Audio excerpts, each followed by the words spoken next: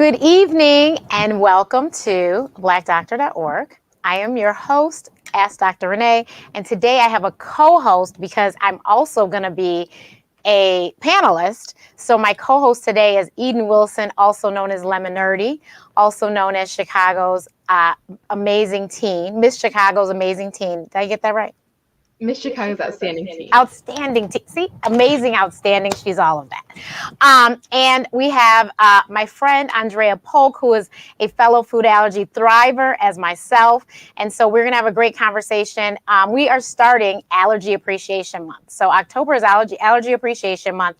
And for those that don't know, I wrote a book, Mommy, I Can't Breathe. And it is the modern guide to navigate allergies and asthma because I am someone who has thrived. I don't say suffer because I don't suffer. Anyone knows me knows I don't suffer. I thrive with food allergies and environmental allergies as well as severe asthma. So Eden is going to interview me for a switch, you guys, and then we're going to just have a lovely chat. Hi, everyone. My name is Eden, as she said. I'm a sophomore in high school.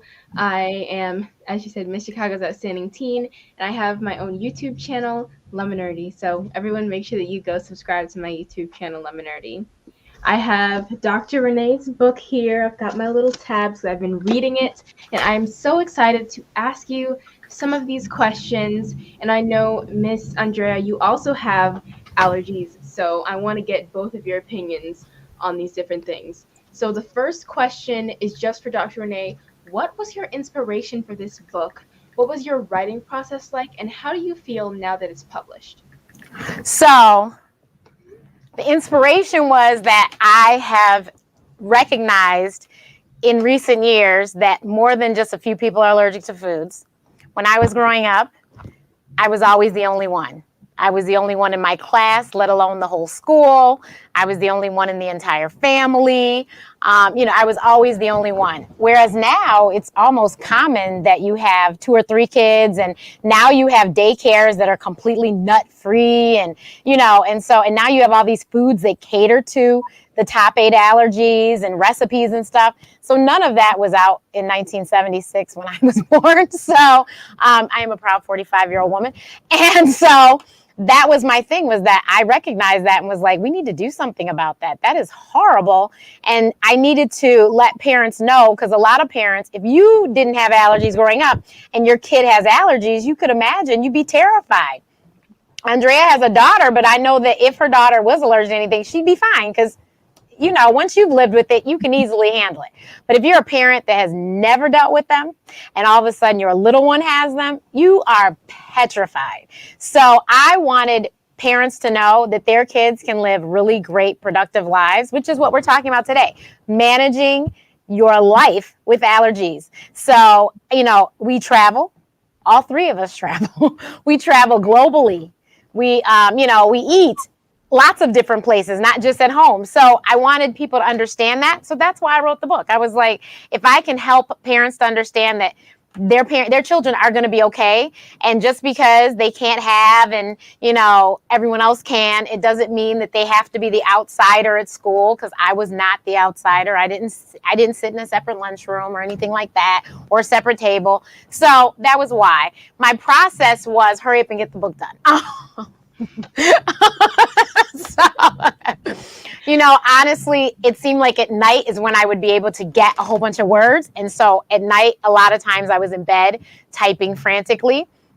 I also tried talking into my phone and then transcribing that.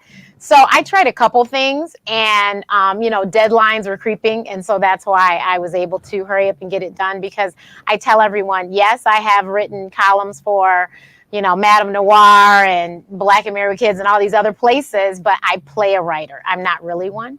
So, although now I will say I am an author, because Amazon has qualified me as an author, putting me on the top sellers list, and Barnes and Noble and all these other platforms that are carrying the book. So, yeah. Awesome. That is great that all your book is in all these different stores. I have Yes. my own, and I love like the cover and everything, and it feels so nice, very high quality. So I would definitely say you're a writer just because this book exists, even if it wasn't on Amazon. I I Yes. love this book. So you you said that you wanted this book to be especially for parents so that they're not afraid that their kids will be exposed to something or have a reaction. So they'll be very informed on what they're getting into when their kid has allergies. So you kind of covered who your intended audience was, but what can someone who does not have allergies get out of your book? You can help someone because I promise you, you know somebody that's allergic. And just being kinder, you know, a lot of people are like, Renee can't eat anything. I mean, I have thick skin. Both of you know me. I have very thick skin, so I don't care. But somebody else, they might be very offended by that comment, but I'm not because I am allergic to a lot of things. That is the fact. The fact is that I am allergic to a lot. So you could be more informed on how to treat somebody. And also, there is a small population, I pray it's small, I'm just saying that, but I pray it's a small population of people who think that folks with allergies are just making it up and it's all in their head and they don't take it seriously. And people like us, it's very serious. It's not a laughing matter. It is a 911 situation. You know, it's very serious. And so people who there's a story in the book about me. I went to a restaurant and they cooked the fish inside of the same fryer as the chicken. So basically took the chicken out, put it on someone's plate, then put fish in, put it on someone's plate. And so because they did that, I had an allergic reaction because I'm allergic to seafood. But they didn't seem to think that that was a big deal. But I literally it was opening night for my not school play, but my play I was doing in the summer, and I had to carry my breathing machine backstage and my nebulizer with me and take treatments in between scenes because I literally started wheezing and having a reaction. So there's some people that, unfortunately I don't know, they just don't think that it's a very serious matter or, whatever, and they say crazy things. And so I hope that the book will enlighten you that this is really not for play. Like, this is serious. And, granted, there are people who have sensitivities. Sensitivities are different than allergies, obviously. But people who have anaphylaxis reactions, you really need to be careful. And you need to be mindful. And I tell a story about my friend who always looks out for me. Shout out to Angela Brooks. She always, whenever she has me over for food, she always has the seafood option in a separate room, separate utensils. So there's no way that you can be cross-contamination. So I hope that people who don't have allergies can be like her and understand that, this person has allergies. So either you tell them to bring their food with them or, make, special, I guess, I don't know, a special case for them and, make them a special dish or call and inquire. Don't think people are weird when they call and ask you, what are you serving? Don't get offended. It's because they want to see, should they eat before they come? Or will they be able to eat? So this next question is for both of you, and you kind of touched on it a little bit, but I want to hear some more about, are there any stigma around allergies? And have you ever been somewhere like a friend's house or a restaurant or an after-school program where you asked them about what they were serving or like what kind of things were touching other things and they weren't accommodating to you? Or has anyone ever been rude to you and something has happened as a result of that? I think for me, I typically, prior to 2 years ago, I used to eat out a lot. Now I don't prefer to eat out a lot because I have a very difficult request, and I don't want to be the person that's the difficult, server. So I'm like, okay, I have soy allergy, seafood allergy, peanut allergy, and I don't do gluten. So I'm trusting that person will relay that message. But while I'm sitting around the table with other people that can eat everything, they're probably like, oh my gosh, she's just doing too much, So I think that's really the only thing. And then when I am in situations where there's food prepared, I have a lot of questions, or I just don't eat, and I never want to look like the person that's not participating. But just like that, I could have an issue. So yeah, it's kind of difficult. It is very difficult. I always say this is probably the worst dis-ease or to have, because at any point you could be triggered by something unbeknownst to you. Yeah, I often, there's a lot of times that I don't eat just because I don't feel like asking 20 questions. Mm-hmm. So it just makes my life easier if I don't ask, what did you make this in? And is this and that? And I just won't eat. And I'm okay with that. And it doesn't bother me because I've been like this my whole life. So it's not a big deal. But I eat out just like I eat out. I don't think more than others, but maybe I do. I travel. And when I lived overseas for 2 years, allergic to seafood, and lived on an island. Oh. But I never got sick. Good. They didn't do that cross-contamination thing on the island of St. Martin. So I didn't have anything to worry about. I always eat this. I used to only eat the same things, chicken fingers and fries. I didn't care where we were, but you couldn't go wrong with chicken fingers and fries. And I think once I became an adult, I kind of was like, well, let's try some other things on the menu. And so then I broadened my scope. So now I do eat other things, but now the problem is that they have found that vegetable oil, I guess, is more expensive than canola and these soy blends and stuff, and I'm allergic to those. And so now it's either don't get anything fried or ask them, what did you fry your food in? So it's rough. It's definitely rough when you go outside of your house to eat, for sure. So you guys mentioned a lot that if you don't want to ask a lot of questions, then you'll just not eat anything. But you also said that when you were in school, you never had to sit at a different lunch table. But also, if you're going out to eat with someone, they might be like, ooh, she's doing too much, or like, she can't eat anything. What advice would you give to someone who's feeling kind of left out if they have food allergies and everyone else is eating things and they can't, especially if they're young? And of course, kids want to do everything that their friends can do. Yeah, that's a good question. I mean, from adult perspective, I would just be honest with, my issues are this. This is what this is what I can't do. So there's no shame in who I am, if I don't say something and you consistently ask me to go out, like when I get asked to go to seafood restaurants, I have to decline because there's probably nothing that's not there right to eat.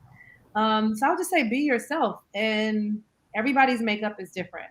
The times that I accommodated others were times that I reaped the benefits in a negative way. So just be yourself. We all have issues. We're all dealing with something. Yours just happen to be what you consume. Yeah.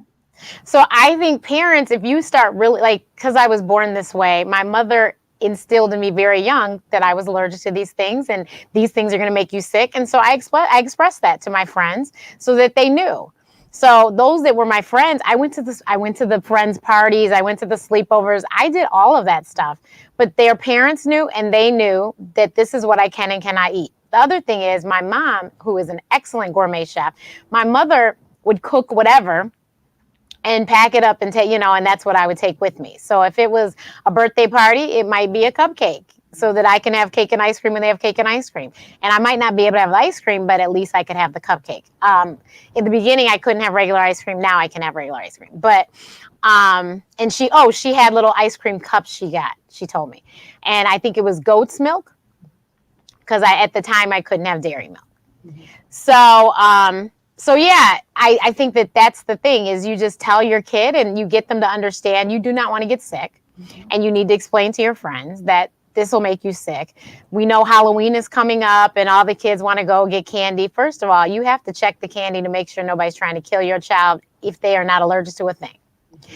Secondly, your children I still participated in Halloween. I just can't eat chocolate and nuts and some other things, but So those candies went to somebody else, and the ones I could eat, if I wanted them, I'm really not a big candy person, I ate them. So I think you just have to really empower the child. I was the only black kid too at school, so it was a whole lot going on. so, and with the lunchroom, it was simple. My dad made my lunches, and I had the good sense to know I'm not sharing with anyone.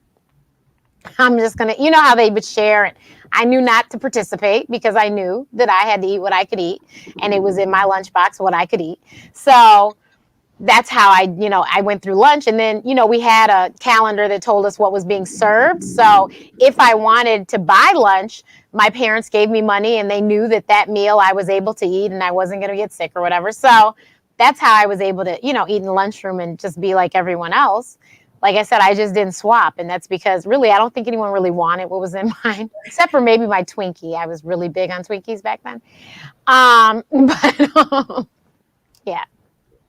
Yeah, agree. I have a 6-year-old, and thank goodness she does not have any allergies, because I had all of them. Like, I couldn't even have regular spaghetti because I was allergic to tomatoes. So my mom used to make like a sauce out of beets.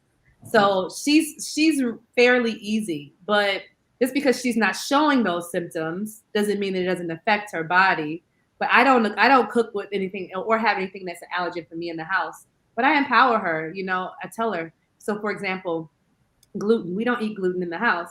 But now she's in school. She's been eating more gluten. But she's like, Mom, I'm itchy, my belly. I'm like, well, I think this is something that you need to avoid.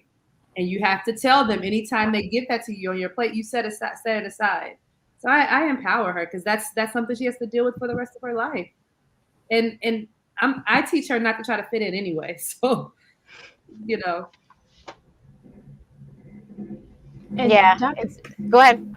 Oh, so you mentioned that you can eat ice cream now, but you couldn't back then. You can only eat things with goat smoke in them. And you also said something about food sensitivities versus food allergies. What is the difference between them? Can sensitivities become food allergies, or are they basically the same? So can you be allergic to something at some point and then not be allergic to it later? So yes, you can. Sometimes allergies change. Some sensitivities, and I should have had my allergist on, but if I'm not mistaken, it means that you're just sensitive to it. So you might have a slight reaction that I guess is not that bad, but it's a little something.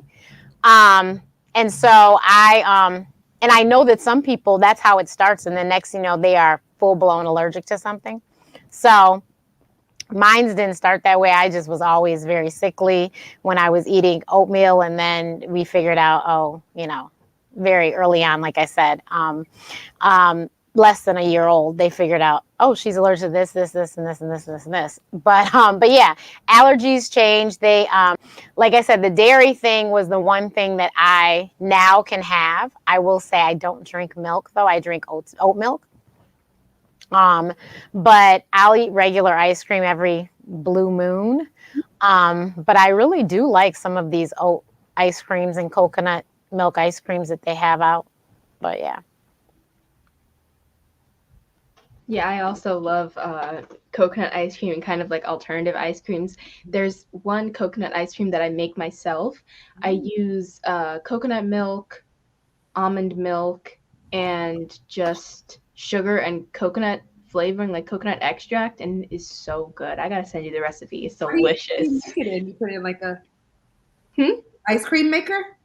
Yes, I have the ice cream maker where you freeze the bowl and then you put it in there and it spins around and freezes the stuff on the side and then scrapes it off. It's so good. The rest of my family doesn't really like it, but I love it. I think we made that, me and my sister.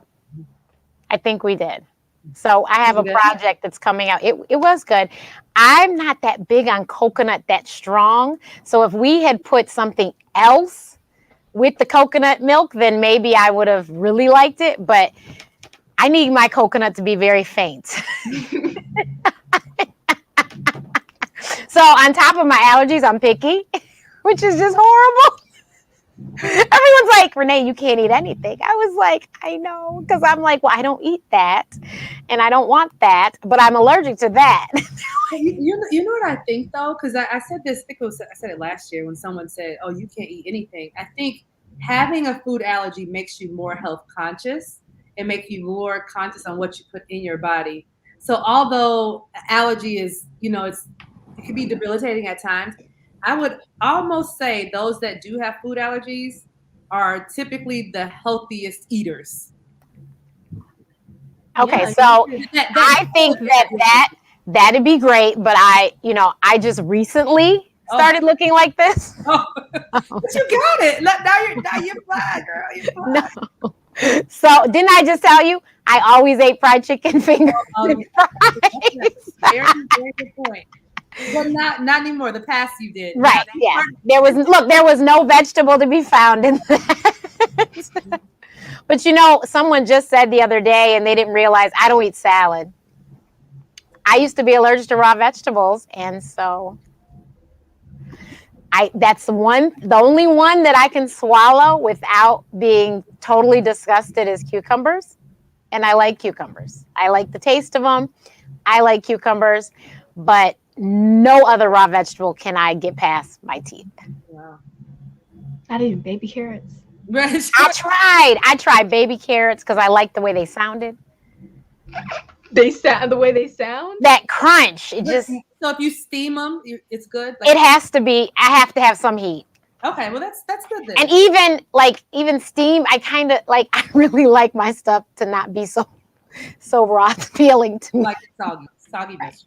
Right. Like, no, because I understand that the nutrients are gone if you boil them too much. So, but you're right, steam them just enough that Now, I will say there is a lovely place in Chicago, Spoken Bird, and they change their menu all the time. And they had this vegan sandwich that had spring mix and beans and squash on it. So I was fine with the beans and the squash because they were cooked. But they had the spring mix. I go, oh, God. But I wanted to try. And I was like, so I just got it as is, because usually I would have told him, the doctor, I said, I'm going to get it as is. My sister's like, you going to eat spring mix? I was like, I don't know. So then I took a picture of my empty plate. She goes, you ate it. I said, Alicia, it was the best sandwich ever. It was so good. And I was so proud of myself. I ate the spring mix. And I did one of those green cleanses, and you had to use spring mix. And I mixed spring mix in there. Good job. You're gonna have to send me this place when we're done, because that sounds like a Oh, your mother knows. Your mother knows. It's our office. Okay. So my next question is, so I have some friends with allergies, and I know that when I invite them over, we hang out all the time, we eat food, we go out places and get stuff outside. And I know to make sure that wherever we're going, that they're not going to be allergic to anything there, or anything that we have like at my house or somewhere else, that it's not going to trigger them.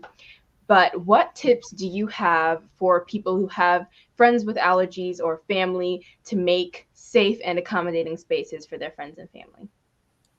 I would say definitely stay away from the main allergens. Obviously the peanuts, the seafood, especially if you're inviting people over that you don't know what their allergy dietary issues are. Eggs, I would say just stay away from those main things, so you don't have, or label those items.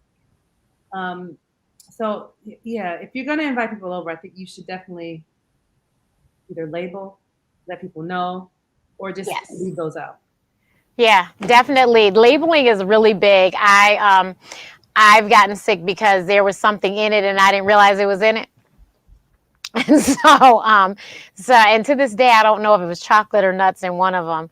And so labeling is really, really key. If you label stuff, and then also nowadays, if you're having a function and, especially small dinner party, ask people, do you have any food allergies? Because the last thing you want to do is be the reason somebody got sick. Oh, yeah. You don't want that on your hands. You don't want the EMS to your house. You don't want that. So you should just ask. because you don't know. And then, there was the unfortunate story about Elijah, and Lord, I forgot his last name, but before Allergy Appreciation Month, I'm going to remember. But he was a little boy, and unfortunately his grandmother, this was in New York, she made some seafood, and he was allergic to the smell of seafood cooking. Hello, so am I. Yeah. And 45 years, I still am. And he died. And he was a young little boy. Yeah. And so I'm hoping I'm not confusing the two stories, but I'm pretty sure that was Elijah. There's another story of another little boy in New York. I think he was allergic to peanuts, and it was at the daycare somehow that he got a hold of peanut butter or something. He didn't make it either. So yeah, there's all these horrible stories, and that's what I'm saying. You have to just ask the questions, and you have to know. And so my grandparents were very well aware that this was a situation. So, we didn't usually just drop by, because these are people who eat seafood. So you had to just let them know we were coming. So then they knew, okay, we shouldn't have fish today, or you have to completely air out the place so that I don't smell it, or the weather had to be good enough for me to sit outside so I didn't have to go in the house. So, my piano teacher, bless her heart and rest in peace, she was my piano teacher, and the piano lessons were in her house. It was one-on-one lessons in her house. And I went to her house and my nose knows. Soon as I crossed the door, I knew.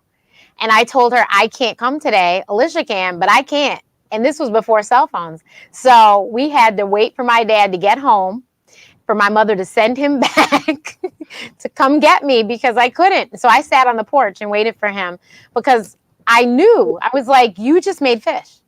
She's like, yeah. And I'm like, okay, I can't. They were probably like, oh wow, you're a really difficult kid. Like and like you were young then too. So right. That's empowering. Yeah. That's empowering. I often felt very ostracized because every family reunion Friday night is fish fry night. So I would literally have to not go, so I have to hire a babysitter, or sit outside and not come in. Yeah. Wow, that's so empowering of you to be like, look, I'm not coming today. Nope, not So, doing it. I literally walked in the door and was like, no, turned around. One of my babysitting moms, the story didn't make the book, but I babysat for her children, and I went to her house to babysit, and she had fish. So I couldn't stay. You have to probably find another one. No, I think my mom pinch hit it for me, or my sister. My sister might not have been old enough, so my mom must have come or something in my place. But when I tell you my nose knows, it's in my book. I came home. I went to school. I went to undergrad, and then I came home for a year, and then I went to med school. So when I was home that year, my dad would make shrimp, and he would always do it late. And it's like, why would you do this late? So I'd come home from class, and I would immediately be like, Dad. He's like, you can't smell anything. So I'd go to the other end of the house, opposite of the kitchen, shut the door. I'm on the computer, and I called it my inner whistle. I could hear myself start wheezing. And I call my mom and be like, your husband's trying to kill me. I love him to pieces, but he is trying to end my life. And she's like, oh. And so, of course, she'd come home and all the windows are open in the dead of winter, because he's trying to air the house out, because he knew. But yeah, that is an allergy. That is serious. And mind you, I can completely eat with somebody eating seafood next to me, as long as they don't touch my plate and I don't touch theirs. But I cannot smell seafood cooking. It's very rare. Weird. No, I'm just like you. Okay. I've kind of grown out of the reaction, but no one can cook it in my house. I'm definitely gonna start itching or coughing, or for sure. Yeah. For sure.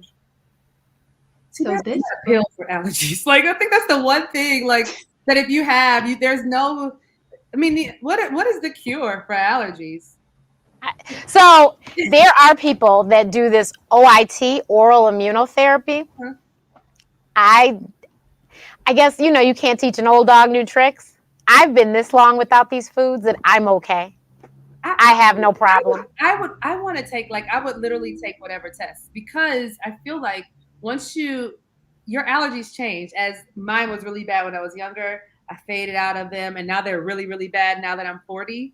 Like, I would love to see what my new allergies and sensitivities are, because figuring that out is like trying to figure out a formula that's kind of almost impossible, because you have so many things that you are around. Like, I have outdoor allergies, indoor allergies, dust mites, mold, all those things. So I don't know what causes a flare, and for how long. That's Somebody, I read in the comments, somebody said they're taking allergy injections.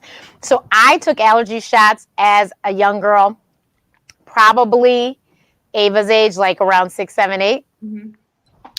I don't have any problems with environmental allergies anymore. So let me know the name. So I am willing. Like, I don't have, so like, people talk about hay fever. I have no idea what that is. I've never had a sinus infection. Like all these things that people say, oh, it's that time of year. I don't have any. We used to mow the lawn as a chore, and I'm allergic to the grass. Can you ask Sandra, I'm looking at the comments, what is the name of the allergy injection, if she doesn't mind? And that'd be great to know. So yeah, I don't have a problem anymore. Thank you, Jesus. But I don't know. It's yeah. And now, mind you, I did a asthma study maybe like 5, 10 years ago, and they did the in the environmentals. They checked them skin tests on my arms. Mm-hmm. I was still allergic to all of that stuff. My arms were on fire. I was like, "Can I please scratch?" They're like, "No." That's so inhumane. Okay, obviously we're allergic. I got the skin test too. Like, so they're putting it in you to see the reaction. Yeah. It also goes in your system, and it can cause some type of reaction. Well, this was, like I said, it was an asthma study. So I was at University of Chicago. They were taking very good care of me, and I was fine. It was just the itchiness, and they said it'll go away. If it doesn't, they told me what to do, but it went away. Mm-hmm. But I was shocked because of the fact, like I said, I used to mow the lawn. I've never had a problem. I used to walk the lakefront, freshly mow, just mowed the lawn, the grass at the lakefront. No problem. Mm-hmm. I've been there while they were doing the grass at the lakefront. No problem. So just crazy. Yeah. But I mean, when I tell you I am so grateful for those allergy shots, because I think things could have been 10 times worse if I had to deal with outside too. Man. So, and actually dogs and cats is another allergy that came up too. But the allergy shots, I used to babysit people with dogs and cats all the time. Never had a problem. Yeah, I had to always stay away. Maybe my mom didn't know anything about those things, but it was quite difficult. And if they have those now, I'll be interested to see. But from the holistic perspective, I'm like, how do you create a healthy immune system where anything that your body comes in contact with, it doesn't bother it? Well, they're working on all sorts of things now, I will say, because there's even something you're supposed to be able to take or something so that it's specific to nuts, but I forget exactly how it worked. Like I said, I don't pay attention to things because I'm like, I don't eat nuts. Mm-hmm. I can't eat them, and that's fine. And we're not changing that, and that's okay with me. I, like you, don't have anything I'm allergic to in my house. When people come to my place, they bring stuff that that I can't eat, but I don't go by and don't have. I don't like chocolate chip cookies. I remember I made them for the first time and was like, no, what are we doing? I was like, I don't eat these. I was like, I said, why would I know how to make something I don't know? I can't eat, like why? So yeah, it's very, very interesting. But I think the allergy shots, I will tell you this, kudos to my mother. It's also in the book. And the book is dedicated to her. My mom is she's Reverend Joyce Matthews now, but my mother in her past life was a respiratory therapist. And for those that don't know, that is somebody who takes care of your breathing system. So therefore, my mother was very, very, very on top of what was going on when it came to asthma. And then, asthma and my asthma and allergies went hand in hand. So she was always at the top of it. Plus, may she rest in peace, my fabulous allergist, Dr. Marva Morris, she was on top of it. Like between the two of them, they had it, and they were like, okay, so that's why I had the allergy shots, because Dr. Morris and my mom, and actually my mom gave them to me because Dr. Morris knew my mom was a medical professional, and so she's like, if you can do it, then she doesn't have to come in the office. Make sure she doesn't have a reaction. We had every piece of equipment because of that with my asthma. So yeah, kudos to my mom. That's why a lot of things she knew, because that was her field. So someone in the comments is saying that they have been suffering for several weeks and Claritin got them together and they have lifelong asthma. Have you all ever used Claritin? Claritin and Zyrtec, they're fabulous. And I will tell you, my 2 months were April and October, because that's when the seasons change in the Midwest, right? Chicago, Detroit, that's when they change. And I, knock on wood, haven't gotten sick during either of those months for several years now, amazingly. My new allergist in Chicago, Dr. James Thompson, who is amazing, he said to me about 4 years ago, well, you could keep taking this Advair or you could not, because I think you're okay. And I'm like, what? So he goes, let's just check it out and see how you feel. So I did another month, and I have not taken daily meds since then. And that was like February, like 4 years ago. Wow. So what he did say was have your Claritin or Zyrtec on hand, so that if, you can be a little proactive if you know that you're going to be in a bad situation, especially, like I said, these times of the month these times of the year when the seasons change. And he's like, just take the Claritin so that you don't get sick. And so, but I haven't had to take Claritin. I don't remember the last time I took it. So. May I see you in the comments? Hi. So my last question, and we'll wrap up with this, is, so you said in your book that you ran a half marathon. In this book, it is all about thriving with allergies. And you said that you ran a half marathon, like 8.5 miles, something you ran? I don't have asthma, and I could never run, not even a mile, let alone 8. So what was that experience like for you? How did you feel after you accomplished it? And what can it teach people about persevering through any allergies or disabilities that they may have? Even though I don't think allergies are disabilities, but like just persevering in general. I mean, I think that if, I'm be very honest with you, I've always been under the belief that I can do anything. And I think my parents somehow, I don't think they meant to tell me that, because I am quite the risk taker compared to them. But somehow they put that in me, that I can do anything. And so I trained. And I mean, when I say trained, I trained in the dead of winter. I ran that half marathon in January. So all my training was up until January. So it was Chicago.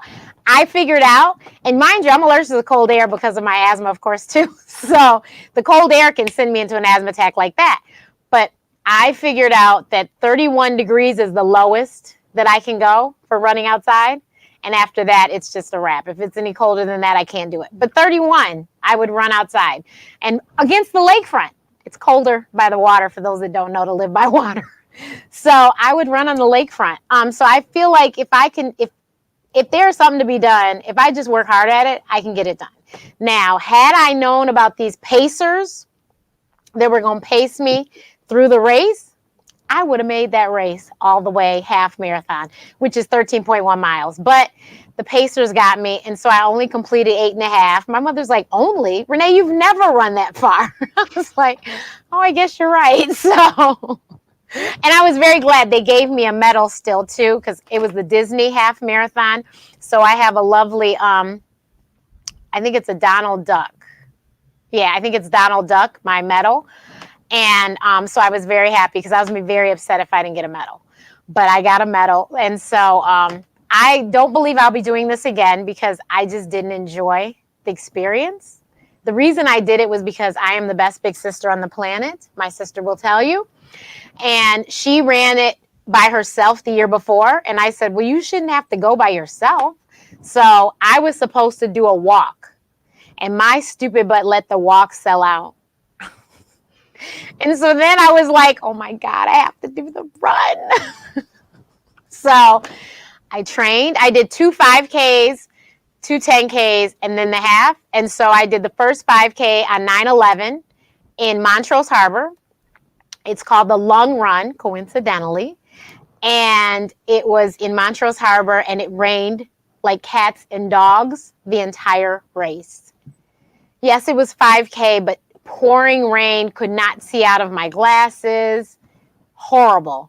But I ran the whole thing and completed it in 45 minutes. I was so impressed with myself and never had to pull out my inhaler. I had it, of course, with me the entire time, but I never had to use it. I was so excited. Yeah, but so I did that. Then I did a 5K here in Michigan. Then I did another 10K in Chicago. That one, 10K is 6.2 miles. Yeah, I think that's right. The 10K, it was along the lakefront, and once again, it was raining. I was like, God, I can't. It's just too cold out here. And we had a stop at 31st Street, which had the Metro Board, which is an organization I was a part of. And they were manning the station. And if they weren't there saying, come on, Dr. Renee, you can do it, I was going home because I lived down the street. So I was just going to turn and go home because I was done. Okay, done. I couldn't do it. I had, you can't handle it. I couldn't handle it anymore. I was so cold, but I completed it because that was the turnaround. And I didn't go home. I turned around and went back and finished the race. So I was very happy with myself. But yeah, I did it. And somebody's posted, Dee's Road Team, my friend Dawn, she said, playing Mass in Trinidad Carnival. Yes. Playing Mass in Trinidad Carnival, I did 14 miles one day. The next day I got up and did another 14, if not more. So, but we weren't running. We were dancing the whole time. But still, we have another guest that has joined us, and I think another one might be jumping on in a second. But give me 2 seconds. Go ahead, Andrea. I know that you I was going to ask you. So Andrea makes some really fabulous products, you guys, for male grooming, Solo Noir. Do you have is your stuff allergy friendly? Because I have seen people asking about makeup and shaving cream and all these things for women's grooming as well as male grooming. Are your things allergy friendly? So regarding the main allergens like fish, nuts, those things, yes. We haven't done a specific allergy test for all of the products for me to verify, but it is made of natural and organic ingredients. Perfect. Solo Noir. And it's a complete grooming system for men, just to allow men to be the grooming process to be simple for men with 2-in-1 grooming products. So it is animal friendly. We do not test on animals. So the vegans will love that. But yeah, it's not certified allergen, but we do stay away from the main allergens. Oh, that's awesome. Okay, hold on. We're going to do a little switch here. We have to add somebody in. Hi, Kiana. Hi, how are you? Great. So, you guys, Kiana Dorsey is a student at, please correct me if I'm wrong, University of Miami, right? Yes, ma'am. Okay, got it right. And she is an allergy thriver. She, like me, was a kid, and Andrea as well, was a kid with allergies. So what allergies do you have? I have severe nut allergies to all nuts, so tree nuts and peanuts. That's me. So let me just tell you something. Somebody said the other day who was allergic to tree nuts. I'm in a lot of Facebook groups with allergy people, and they said, does it offend you like it offends me when people don't know the difference between peanuts and tree nuts? I don't. I'm like, nuts are nuts to me. I don't know. I was like, peanut, tree nut, they're all nuts. No, I was thinking about like some people. Is coconut the same?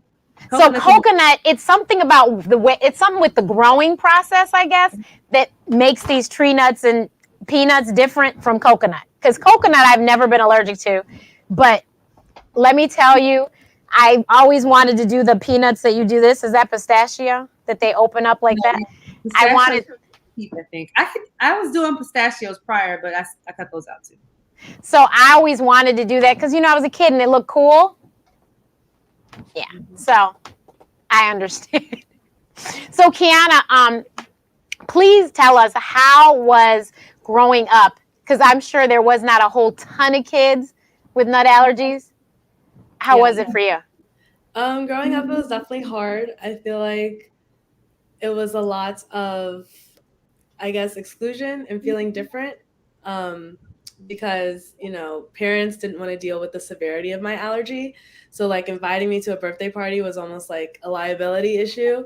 So I felt a lot of exclusion. And then like even with in-class birthday parties, like the treats or the cake wouldn't be nut safe. And so it got to the point where like teachers were scrambling and I would get like an orange or an apple while everybody else has like this nice chocolate cake. And I'm like, okay, this isn't the same. So I got to the point where my parents would bring me to school with like a treat box of all these nut safe like snacks. And so then when birthday parties would happen or like a Halloween party or anything in class, I would just go to my treat box. And so it was a way for me to feel like, like I belonged. But yeah, it was definitely difficult. But it taught me a lot about advocating for myself and being vocal because I can't be shy when it comes to my allergy. Like I have to ask the teacher, does this have nuts in it? Or can I read the label? Or, like I have to be adamant and speak up. So that's the skill that I value that growing up with nut allergies has taught me. And that's what I think is so important. Unfortunately, I'm hearing too many stories of mom is still going to the school and the kid is in high school. Why is your mother advocating for you and you're in high school? Yeah. You should be able to advocate for yourself. You should be able to tell them, I'm sorry, I can't have this. I can't be exposed to this or whatever. But you should not have to have your mom. And then I've read stories where people are like, oh, he's never ate somewhere without me. But he's like 16. So it's in my book. I traveled because I danced competitively. And I traveled before I was a teen even. I traveled with the dance team without my parents. Mm-hmm. And I didn't die. And I ate. And so that's because I always knew what I was allergic to. Even if the grown-ups around me couldn't remember, I knew. Right. So I could say, no, I can't eat that. Or if I didn't know, because obviously there's a lot of foods out there and there's things that I just didn't know, I'd say, well, I'm not sure, so I think I should probably pass. Mm-hmm. But yeah, advocating for yourself is the most important thing ever. And I think that that's a great skill to learn, obviously. If this is the reason why we had to learn it, this is fine. But I think that is a great skill to have because, we, especially as Black women, need to advocate for ourselves in a whole lot of different spaces. But it's so important that we know that we speak up and say something. You don't want to sit there and, let somebody kill you. You know what I mean? And I mean, it could happen, right? Unfortunately. Hold on. We have another person that's just joined us. Hi, Cameron. Hi. Hello. So, Cameron, please tell us, what are your allergies? My allergies: wheat, gluten, tree nuts, peanuts, shellfish. Okay, so and certain over-the-counter medications. How about that? Oh, wow. So shellfish, I just have to know, can you smell it cooking? I'm not that bad, but I also don't find myself around it cooking that much. But I found out the hard way. I was at an event and a couple people gave me kisses on the cheeks and my face swole. And that was when I found out I was allergic to shellfish because I am not a fish eater. I'm not a seafood eater. So I didn't know until I was exposed in that way. And how old were you then? You were an adult? Oh, I was 41 years old. Oh, wow. Yeah. So your other allergies, were those childhood or those were just recent as well? So the wheat allergy I found was from childhood, although it exposed itself later. I realized that was why I was having so many issues with a lot of different things that they ignored. The nut allergy, that was something later in life. I love nuts to this day. And my allergies came on when I had an anaphylactic response to a medication, a regular medication that anyone takes, broad spectrum, a Z-Pak for a sinus infection. And the first thing I noticed was my arm swelling. And then I just noticed that my teeth were getting thick. It just felt like my gums were getting very thick, couldn't breathe. And, that's where it went. And from there, it was like for about a year, my immune system was out of whack. And finally, it landed on, you can't eat nuts. You can't eat wheat and gluten, and all those sensitivities came right on out after my. So we have a really great mix here. Yeah. We have me and Andrea, who we had allergies as kids. And Kiana, who had allergies as kids, and we've just lived with them this way. And then poor Cameron. Like, I feel bad for those people because if someone took away from me what I eat now, Right. I would have a fit. Well, see, for me, I raised a food allergic child. So Right. I was already kind of there. I was already cooking 2 and 3 meals just to keep everybody Right. alive anyway. So when it happened to me, I was like, oh, wow. But I was prepared for what that devastation felt like and how we deal with it socially. And then I Right. realized why my son would always say, Mom, stop telling people I'm allergic, because you don't want everybody, you want people to keep you safe, but you don't want them tiptoeing around you like, oh, well, what can you eat? Or, oh, since you can't do anything, let's go do something that's not fun, something like that. No, but I'm saying you said you like nuts, and so I feel bad that was taken from you. I met someone recently that is allergic to bacon. And it's not like they grew up this way. This was an adult thing. I would be so upset. Now, Andrea, I'm sure you don't eat bacon. But I did. That was the last thing I gave up. I decided to be a vegetarian at 8. But that bacon I couldn't let go of until I was about 15. Yes. But yeah, so I really sympathize for people who find out about allergies later in life. I have a friend who found out about a nut allergy later in life, and you know what? She realizes now. But see, this is when you don't grow up allergic, you don't realize. Just kind of with your wheat allergy. She was having a reaction but didn't know what an allergic reaction was. Like her mouth would feel straight, but she didn't know. So she just kept eating them. So something happened to me where I remember having my first allergic reaction, and it was to an Edmonds little cake. I know what you're talking about. And Edmonds has done me in too. God bless and them. I think they changed something, because at first it was safe and then it quickly became unsafe. And I was eating it. Well, there was that. And then I also had some Indian food, which I shouldn't have been eating. So with the Indian food, I was crushing it, licking the bowl because it was my mom's leftovers. And I remember feeling because everybody says that your throat closes up, but you never really experience what your throat closes up feels like. Until. And so I thought that a piece of chicken was stuck in my throat. So I spent a good 15 minutes Googling remedies to get chicken down your throat, and I'm swallowing bread, essentially wasting time as death is on its way. And so eventually, my mom takes me to the patient first because we weren't sure. Meanwhile, I live a minute away from the ER. From the ER. We went to the patient first because we weren't sure the magnitude of it. And it wasn't until en route, 5 minutes from the patient first, where I was like, oh, I can't breathe. I cannot breathe. And then she's panicking. She doesn't know whether to turn around, to go to the ER, to keep going. So long story short, having that first experience of it feels as if something's stuck in your throat, and then knowing the amount of time, you have a good 15 minutes to, get to the doctor, it prevented me from having future ones, because then I knew what that feeling felt like. But I can totally see how it tragically goes wrong, because you don't know.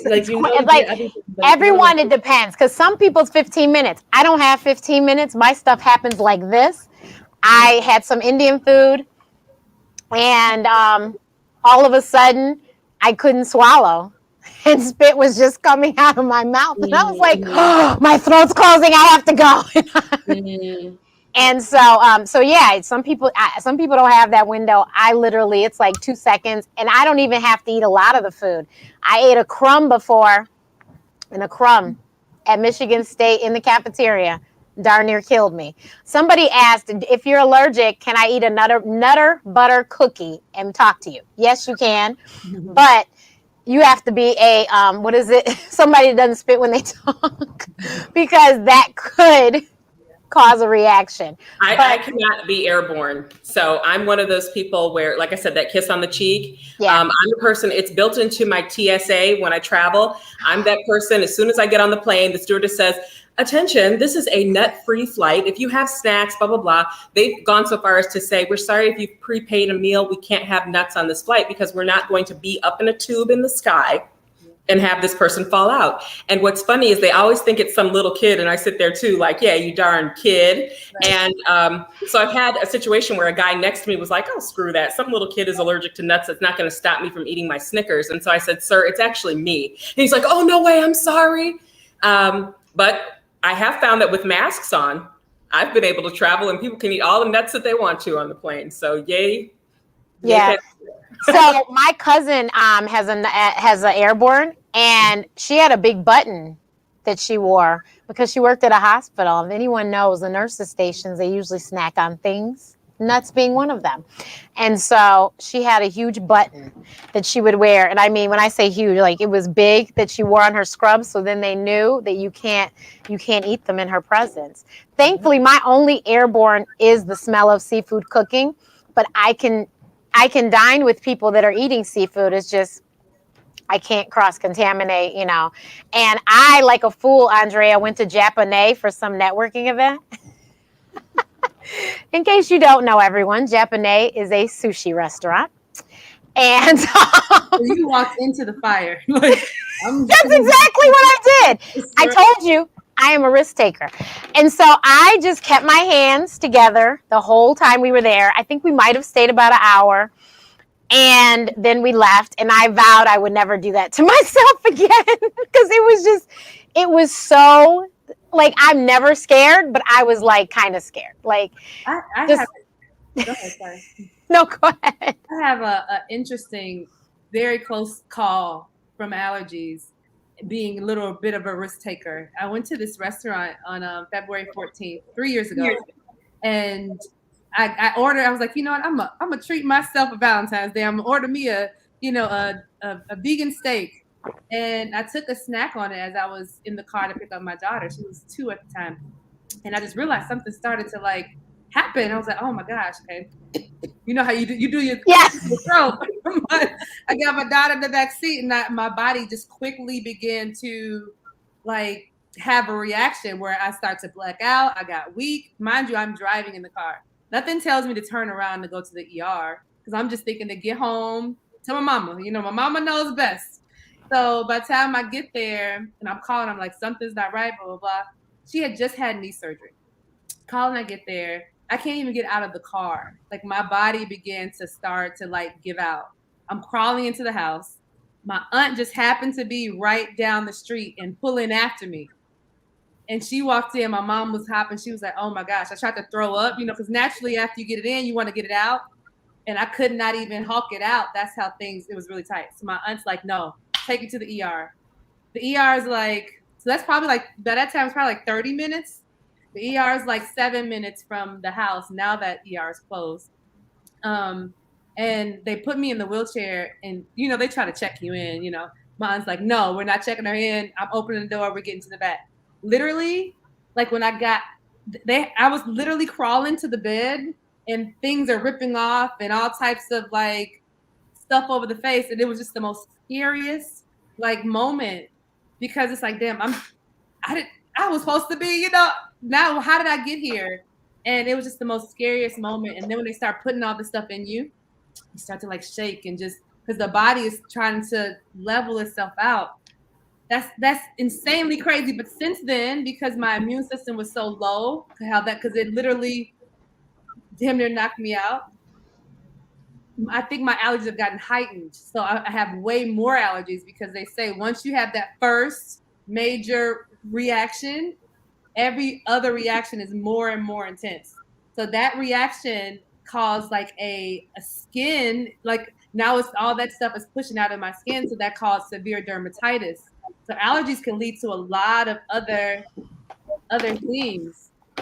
Absolutely. Yeah, and you know,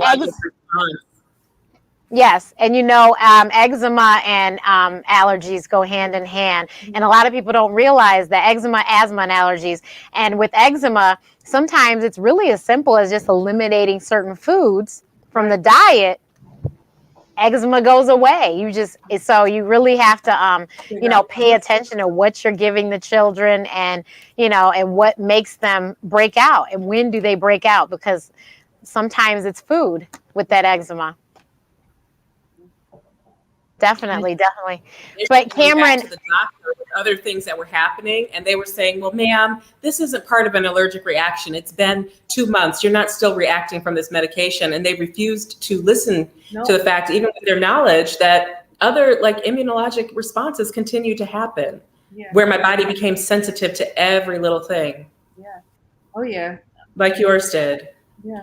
And I didn't realize that was like the start of like a major health issue until I stepped back. I was like, well, when was it? And ever since then, it's been more of a, little things showing up. So, and who knows how long it takes for your body to readjust from having that offset. that's crazy. Crazy. But, I think, like we were saying earlier, Cameron, we were talking about advocating for ourselves, and I'm sure that you were advocating for yourself and made sure that they understood, no, this is because of that still. I had to go back until I realized a friend of mine worked at that hospital and she knew what was going on, but she also said that I was marked as a hypochondriac patient and one with anxiety and other things. And I was like, I'm not suffering from anxiety. I was one way one day and one way the next day. And you see that I have this allergic response, but still you have to advocate for yourself or else it feels like you're going to die. And I think what did help me was having raised a child who had allergies, asthma, eczema even, before we took things out of his diet. So, yeah. Yeah, see, and I mean, part of that is unfortunately being Black, I hate to say, but this is why we push here at Black Doctor that you should try to find Black doctors. I'm just saying, and the allergists that I mentioned, both of them were Black people. I had a Black woman allergist, like I said, in Detroit that died. And my current allergist is a Black male, James Thompson in Chicago, and he is phenomenal. But you really, not all skin folk are kinfolk, but there have been studies that have been done that people do better. We do better if we have a Black doctor. So I really suggest, if you can, find yourself a Black doctor. And blackdoctor.org actually does have a directory on their site, and you can put in the specialty, put in your location, and try to find a doctor. Also, ask your friends and family. All my doctors are Black, so everyone that knows me, they ask me, and I can tell them, because from the head to the toe, everybody is Black that deals with me. And that was important to me. I was like, this is my insurance that I'm paying with my money. I'm going to pick the people to look just like me. And I trust them immensely. They haven't let me down. So I'm in good hands, and I feel that I'm in good hands. And then you also, Cameron, I'm sure you had somebody going with you to the hospital. But the other thing is, if you do have an allergic reaction, you may not be able to speak. So you need somebody there that can advocate for you. Mm-hmm. And thankfully now we have all these amazing products on, our phone, apps on our phones, and all this, bracelets and watches you can wear that might be able to express what's going on to somebody. My friend Javier has created an amazing app, Allergy, which they have a patent already for a product that'll help if you use your AvaQ. It'll let your family, friends, whoever in your contact list know that you have used it and where you're located. So in case you are by yourself, they can get you help. But his app, I think, also will let people know, this is what's going on with this person. And, so that we just, like I said, unfortunately, you probably cannot talk if you are having an anaphylactic reaction. So you need somebody to talk for you. And if it's not a person, then you need your phone to have all the information in it of what your allergies are. Because like Cameron said, she has some over-the-counter meds, but there's a lot of people who are allergic to prescribed meds. And if you can't say something, then I don't know how you're going to let them know before they inject you with, and some of it's very common stuff, just like people with latex allergy. The first thing you do at the hospital is put your gloves on to see the patient. And if you don't, if they don't know you have a latex allergy, you don't know what gloves are being used. So, you just have to be careful. But as you see, the biggest thing I wanted to get across this week is that, and because I'll be on every week this month with Allergy Appreciation Month topics, but today I wanted you to see that we have thrived. We are living our lives, enjoying our lives. Kiana, do you stay at home or you went away to school? Yeah, I'm in Miami currently, so I don't know. So she went away to school, just like I did as well, and Andrea did too. Cameron, but Cameron, you got your stuff later in life. But the three of us, we were kids, and our parents felt like they had instilled enough in us that we could leave the nest and we could go away to school, and we could, get our degrees. Kiana's going to graduate. I had to make this with my son though too. I was like, wow, cafeteria, people who are around. I also had to tell him what beer is made out of. Like there could be something in there that you're allergic to. I had to, talk him through those things. And so to this day, he's not a drinker because he said, what did he say? He said, if he's going to fall out, he'd rather it be, what's going on instead of it being from something in a drink that he drank. And I'm like, okay, that's fine. But the funny thing is, no one ever mentioned to me that I should worry about beer. Yeah. I thought it smelled bad and I wasn't interested. But it wasn't until maybe like 10, 20 years ago that I was like, oh, really? I didn't even think about that. Yeah. I hadn't thought about it. And I mean, it just so happened that I really wasn't interested. If someone drinks beer, I just hope that they have cider around because I'll drink cider. I preferred, back in college, I drank hard liquor like most people did. But then I realized it would give me a hangover. So I learned to adapt to beer back then because then I could wake up.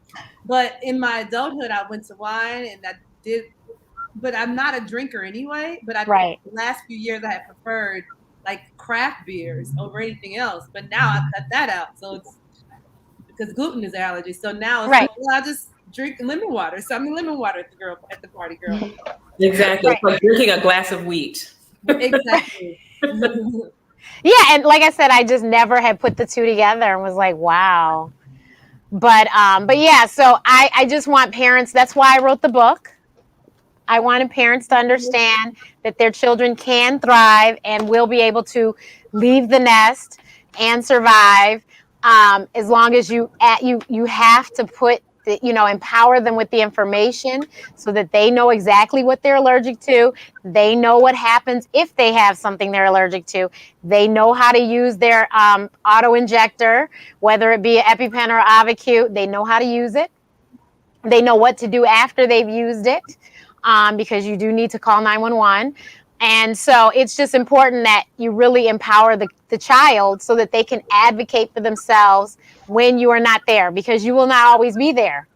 And so that was my biggest thing with the book, is that I wanted people to understand that just because is no reason, like Cameron was saying, there's no reason that I can't do what everyone else does or I can't do the fun thing. No, I just know that, and I'm with your son. I don't tell everybody I'm allergic to stuff. It's on a need to know basis.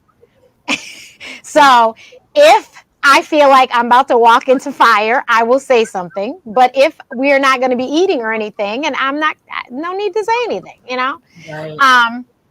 And so I'm just, I make sure that I cover myself. And then if I haven't said anything, I have the good sense to either ask questions when I'm about to eat, or I just don't eat. So, well, Dr. That brings me to that other point, why my hobby became my passion. I've always loved cooking. And I told you that I had to cook to keep my family alive.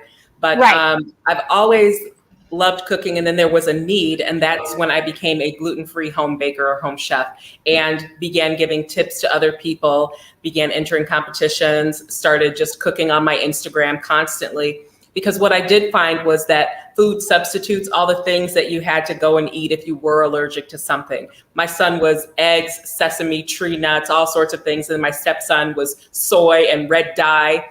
So we had all kinds of allergies coming up. And as a parent, not knowing what your kid can eat or not knowing what you can send to the birthday party, or somebody at the birthday party bringing in a bunch of nasty cupcakes because they said, oh, well, you need the ones that don't have this or that. And just the textures, everything was all wrong. And you feel like you're eating something that other people can't. The gluten-free go-to when you're out in public is potatoes and salad. And so people say, well, aren't you thinner since you're, wheat-free and everything? No, I'm thicker because I'm eating corn and rice and potatoes and all these things, unless I wanted to be a vegetarian as well. So my passion became trying to really get into the science of food. I'm not a chef. I work in media and I have a creative side also. And, but it became my passion to start cooking gluten-free, and it just became such a thing. So I started doing it on camera and really getting into keeping food beautiful. I'm an entertainer, so I like to be able to put out a plate of something delicious and gorgeous, and you eat with your eyes first. And I love presentation. And so that became my thing. And then I realized, wow, I can actually cook too, and it tastes good. And people started to want me to bring things. And then they'd say, can you believe this is gluten-free? It doesn't taste like it. And it's a lot of trial and a lot of error. There's a lot of things that don't make it to the screen because they're terrible and ugly or nasty. But it became my passion to do that, to cook without nuts, to cook without wheat, to provide alternatives, and for other people not to worry about me, not to have to announce, I can't eat that, I can't eat that, but to be able to come in and be like, oh, I brought these rolls, and them going, those are good, and they don't know that they're made with tapioca. So it's those types of things that, like you just said, led me to my passion to make my own food and to make food for others. So in case you guys can't see, her website is unglutenedkitchen.com. Eden, can you put that up on the screen? Yeah. Thank so you, ma'am. unglutenedkitchen.com, and then on Instagram, it's cam_unglutened. So cam unglutened or unglutenkitchen.com. Now, how did you get so specific? How did you learn each one of your allergens? Because I think I was saying, but prior to you guys getting on, my allergies changed after I turned 40 to be more sensitive.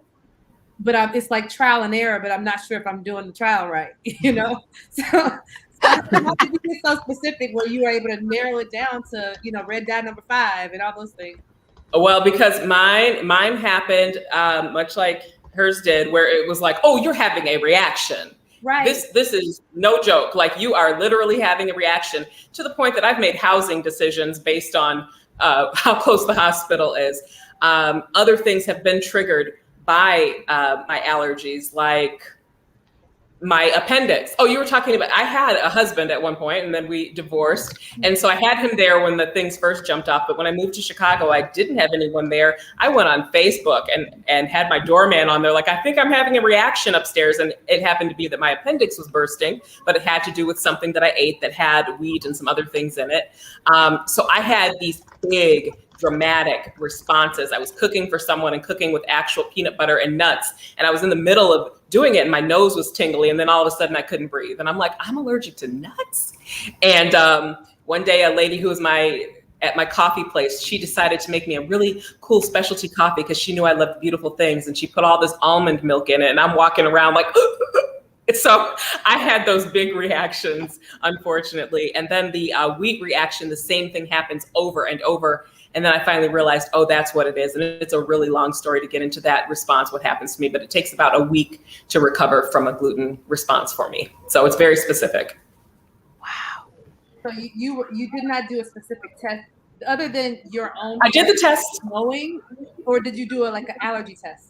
I did the test because there were some things going on with my body. At one point, I thought I had bed bugs and had my apartment. They did the black light in there because I was breaking out all over the place and couldn't figure it out. And one day they said, how about don't eat bread for a week? And then I all of a sudden was fine. Another time, again, hives on my body. When I had the other sweeping reactions, they did tests for a lot of things. They watch me when I have to take certain medications. I know which ones kind of send me. I know that I can't do certain narcotics. And then when I went to get my COVID vaccine, instead of staying for 15 minutes, they kept me for several hours and told me to come back the next day. After there was no immediate reaction, they knew I would be fine, but I had to be rechecked to make sure that I didn't respond to the medication. Okay, so you guys, thank you so much. We went over, but this was good information. I wanted to get to everyone. I hope everyone shared this because, of course, I forgot to mention at the beginning, but it's okay. You can still share it. And so share it, YouTube, Facebook. Make sure that you follow all of these ladies on their different platforms. So I'm going to put Andrea's websites up here. Or did you see somebody's on top of it? Thank you so much to my co-host. But you guys, make sure you follow my co-host, Lemon Nerdy. She's Lemon Nerdy on all the platforms. She has that in there. Andrea's products, Solo Noir for Men. Amazing products. You can find them in what stores, Andrea? We're on a lot of online retailers, but if you're in Chicago, we're having our grand opening for our store. It's going to be on 55th, 319 East Garfield in Chicago. But you can find us on Macy's.com. We're launching in TJ Maxx for the buying season. Our websites, and then Amazon, right? Amazon too. Yep. So you can find that. And then Kiana, where can we find you? You can find me on LinkedIn and on Instagram at kiana.nicole. That's NYCOLE. And I'm like a film major. And so speaking about what Miss Cameron talked about in terms of taking your allergy and making it into a passion, my passion is representation in media. So I'm coming out with a short film, a narrative animated short film about a little girl growing up with nut allergies in the classroom. So be on the lookout for that, as we will be looking to launch that very soon. Awesome sauce. Well, these are all very talented women, besides the fact that we all share the commonality of food allergies. Everyone, please, please go and get the book. If you don't know somebody with an allergy, I'd be in a state of shock, but I'm sure you do. And the QR code takes you right to the site. MommyICan'tBreathe.com is the website for the book, but the book is available on Amazon, Barnes & Noble, Books A Million, Google Books, it's a lot of different places. So please check it out. And next week we'll have another topic that has to do with allergies. I think next week is food allergy moms. But please stay tuned. Make sure you follow me on everything at Ask Dr. Renee. And make sure you click the notification bell on YouTube so you know when I have new videos. And I will, those that are on my email list, you'll know exactly what we're going to talk about next week, because I'll send it to the email list. So follow. Please check out blackdoctor.org if you need to find out anything about your health. I'm telling you, there's an article there about it. And all of the articles are for us and by us. So definitely check them out. And blackdoctor.org is a great resource for factual health information, specifically COVID information. So if you want to find out the truth, this is one of the places you can come and get the truth about COVID and the vaccine. So thank you so much, ladies, and we will see everyone next week. Bye.